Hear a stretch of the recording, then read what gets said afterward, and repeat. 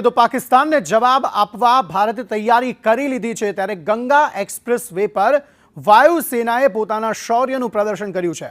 મુખ્યમંત્રી યોગી આદિત્યનાથની હાજરીમાં અહીં રાફેલ અને જેગુઆર એર સ્ટ્રીપ પર ઉતારવામાં આવ્યા। શારજાહપુરમાં એર સ્ટ્રીપ જે નિર્માણ થયું છે તે એર સ્ટ્રીપ પર ફાઇટર પ્લેનનું ઉતરાણ કરવામાં આવ્યું।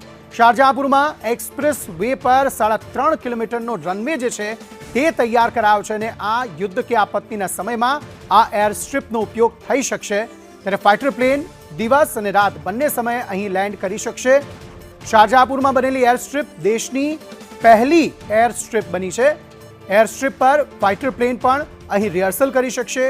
એર સ્ટ્રીપની બંને બાજુ 250 જેટલા સીસીટીવી જે છે તે લગાવવામાં આવ્યા છે અને આજે વાયુસેનાએ અહીં પોતાના શૌર્યનું પ્રદર્શન કર્યું છે।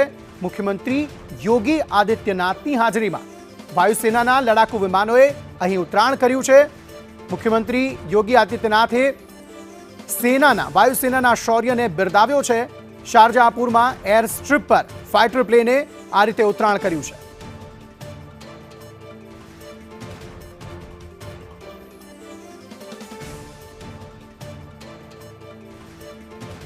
તો એક તરફ પાકિસ્તાનને કોઈપણ સમયે જવાબ આપવા માટેનો એક્શન પ્લાન જે ખડી દેવામાં આવ્યો છે તેને જવાબ આપવાની શરૂઆત થઈ શકે છે, પરંતુ અલગ અલગ માધ્યમોથી ભારત દેશ જે છે તે પોતાના શક્તિનું પ્રદર્શન કરતું જોવા મળી રહ્યું છે। એક તરફ નેવી દરિયાની અંદર મધદરિયે યુદ્ધાભ્યાસ કરી રહ્યું છે, તો બીજી તરફ જે એશિયાની જે દેશની પહેલી એર સ્ટ્રીપ છે ત્યાં ફાઇટર પ્લેન્સ જે છે તેણે આજે ઉતરાણ કર્યું છે।